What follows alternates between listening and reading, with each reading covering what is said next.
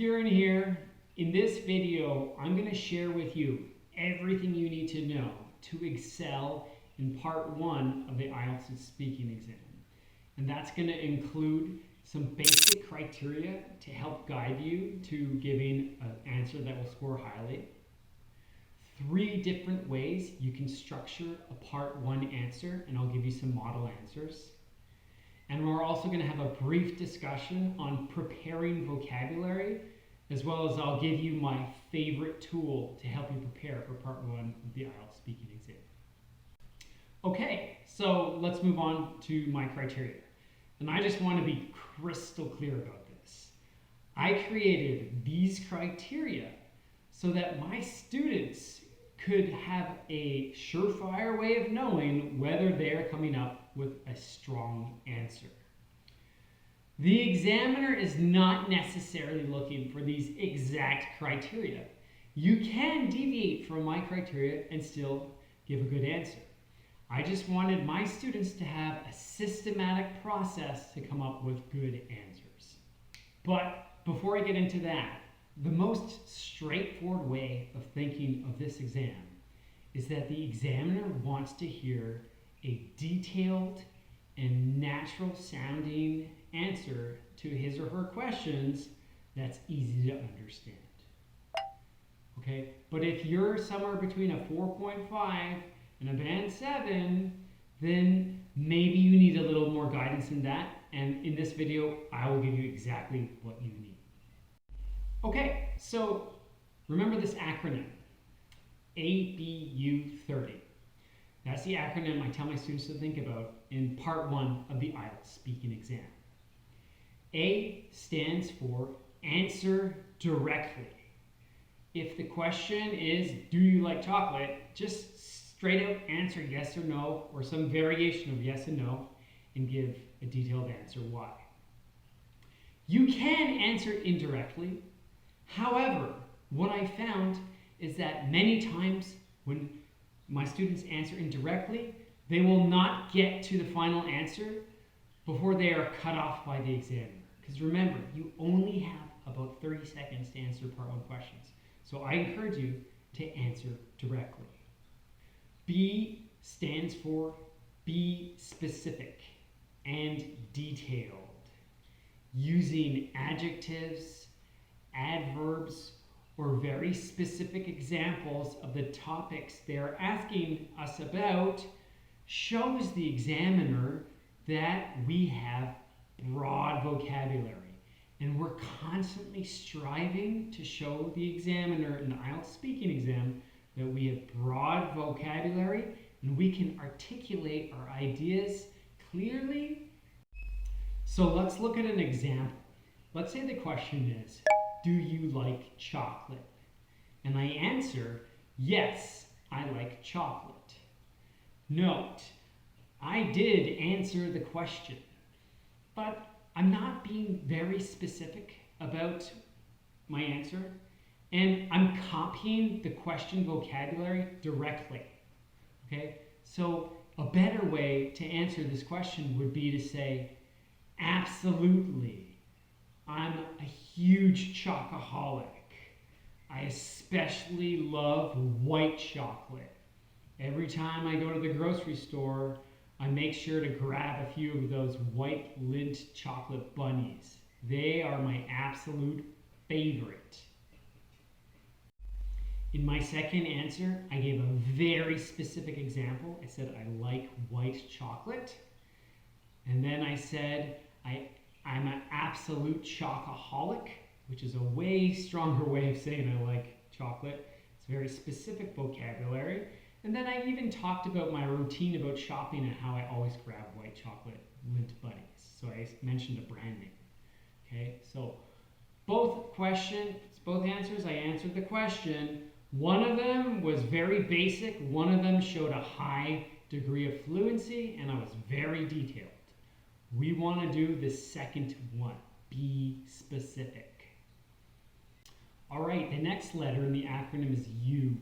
U stands for use, paraphrasing, synonyms, and idiomatic language. And it's important to note that idiomatic language includes phrasal verbs, slang, idioms, colloquialisms, and other expressions. Okay? At this point, I want to really highlight that the idioms is very troubling for a lot of people, and I've gotten a lot of mixed messages from it from examiners. That sometimes they'll even say don't use it too much because people are doing it wrong. How I train my students to use idioms, and you should use idioms in the exam, they explicitly ask for it in the IELTS speaking band criteria. So how you should do it is learn idioms that you can use at specific parts of the exam. Okay? So in part 1, I know that they will say, there will be questions, do you like, do you dislike, or do you often, or do you usually? These are the types of questions I will get. So I will prepare idioms that will make sense to use if I'm talking about liking something, or disliking something, or the frequency of which I do or see something. Then my idioms will be used properly and it will make sense. Think about adding a balcony to a house to increase the value of the house. For the value of the house to go up, the balcony needs to be built properly in the correct place. If I put a balcony upside down, or sideways, or diagonally, or on the first floor, it's not going to add value. People are going to think you're crazy. The same goes with idiomatic language. You need to use it properly, and it has to be the right way to communicate something. For paraphrasing and synonyms, it's ideal to focus on the key words of the topic. For example, if the topic in part 1 is ice cream, the main key words in all the questions is going to be ice cream. So we want to have ways to talk about it without constantly repeating ice cream, ice cream, ice cream. So we can have synonyms, or we can paraphrase it, and we can find some topical vocabulary around that word, and then our answers will sound a lot better and be more impressive to the examiner. The last part of the acronym is 30. This stands for 30 seconds. Ideally, our answers are 30 seconds long. That can be 2 complex sentences or 3 to 4 simple sentences. Try your best to get between 20 and 30 seconds. If you don't have any idea of what to say, rambling and making up stuff aimlessly is not going to help you. But we do have all the questions ahead of time, so this should not be a problem for you if you've prepared. So let's review the acronym quickly. A, answer directly. Avoid indirect answers. They're riskier. B, be specific and detailed. Use adjectives, adverbs, synonyms. Be very precise with your language.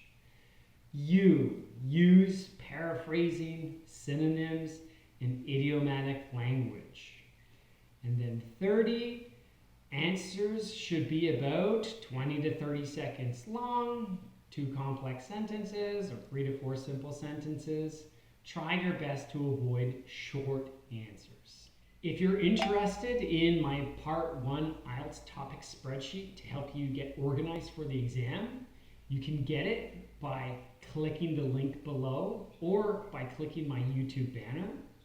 All right, let's talk about vocabulary now. In the IELTS speaking exam, there are about 30 Part 1 topics and roughly 50 Part 2 topics.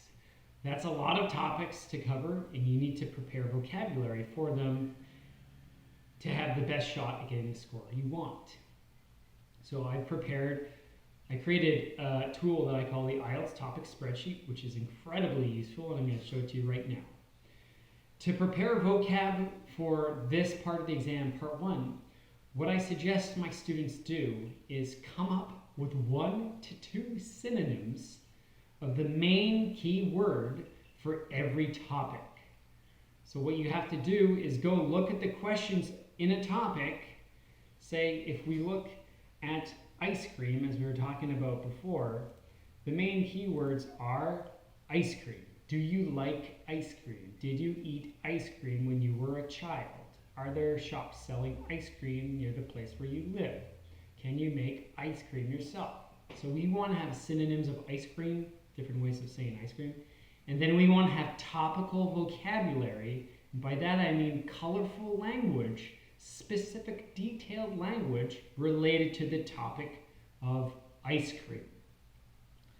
You can also paraphrase other things like shops. I can say, instead of saying ice cream shops, I could say an ice cream parlor, Or you could have, instead of saying like, I can have stronger vocabulary than like. I can say I love, or I'm a big fan of, or I absolutely adore. And I want to write all that vocabulary down in my spreadsheet. So again, 1 to 2 synonyms of the main key word, and then a few pieces of topical vocabulary. And then ideally you can prepare an idiom or some slang or a phrasal verb that you can relate to this theme. So never just memorize tons of idioms to prepare for this exam. Find precise language that relates to the topics you know will be asked about, and then learn to use them and practice using them so you're saying them properly. All right, so the last thing we're going to do in this video is we're going to talk about different Part 1 structures. A Part 1 structure is, in a sense, a template for how you can answer a question. The reason I teach Part 1 structures is because some lower level students who are somewhere between a 4.5 and a 6.5 struggle to give a fluent, grammatically correct answer. And having a structured way of doing it takes a lot of the guesswork out and eliminates the likelihood of making tons of grammar mistakes or Chinglish or Russlish mistakes. Okay? Having said that, these structures, you don't need to use them. You can answer the Part 1 question in any way you want, as long as it's clear, easy to understand English, as long as it's good English. But sometimes students have a hard time doing that. So let's get into the structures. The first structure I'm going to teach you, I call the flip-flop. A flip-flopper is a person who radically changes their opinion on a topic. It's often a politician. Perhaps you'll hear them saying something like, I'm for environmental protection, blah, blah, blah. And then all of a sudden some world event happens, and 1 week later they're like, oh, I'm against these environmental policies. They have flip-flopped. They completely changed it. Okay? So we're going to use this structure in Part 1. The question is, let's say, do you like coffee? Maybe I'll answer yes, and I'll give my reason why, but then I'll do my flop, and then I'll put an exception in which I do not drink coffee, and then I'll put my details. Okay, so I say yes, I say why, I put an exception, and then I say why I don't drink it. So let's have an example of that structure. Do you like coffee? Absolutely. I love it. Generally speaking, I have 2 to 3 cups in the morning to get my day started. However, on weekends, I tend to stay away from it. I want to detox and give my body a little bit of a break. Okay? So there you go. Now you should try it out. So I'll ask a question. I'm not going to answer this one, but then write your answer out on paper. So here's your question.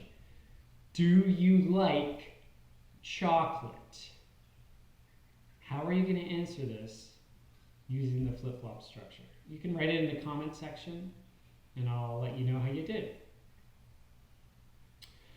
Okay, The next structure is what I call listing. It's very simple. What we do is the examiner will ask you a part 1 question, then you will list 3 or more examples of the question they're asking you about. Then in your second sentence, you will go into detail about one of them. That's all it is. Okay, so again, if we use the same question, do you like coffee?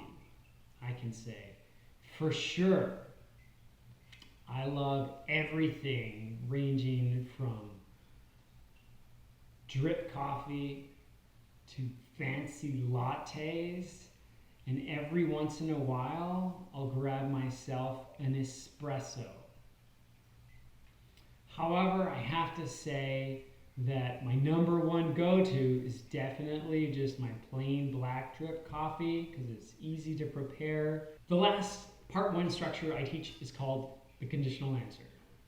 So quite simply, they will ask a question and you'll start by saying, well, it depends on, and then you'll choose some condition, and then you'll give an answer for one version of the condition, and then an answer for another version of the condition.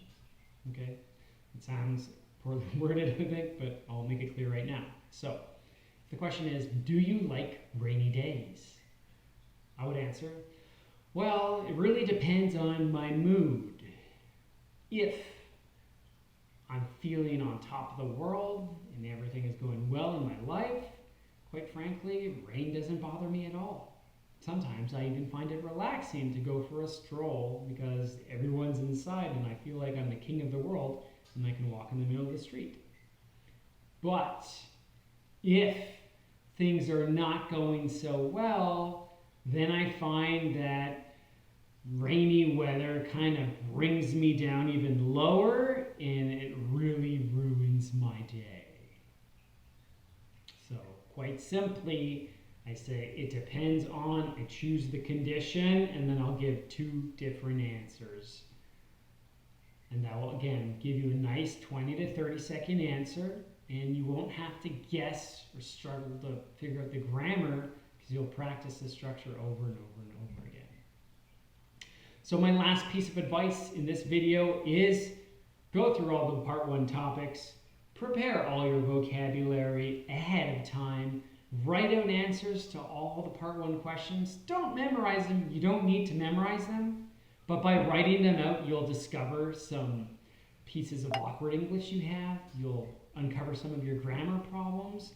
And at least you'll have your ideas ready for exam day so you're not struggling to come up with an idea on the exam.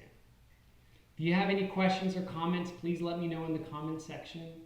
And I hope this video has helped you. In the next video, I'm going to cover part 2. So I'm going to make it really easy on you. I'll give you some nice criteria, some very straightforward criteria to help you give a solid part 2 answer.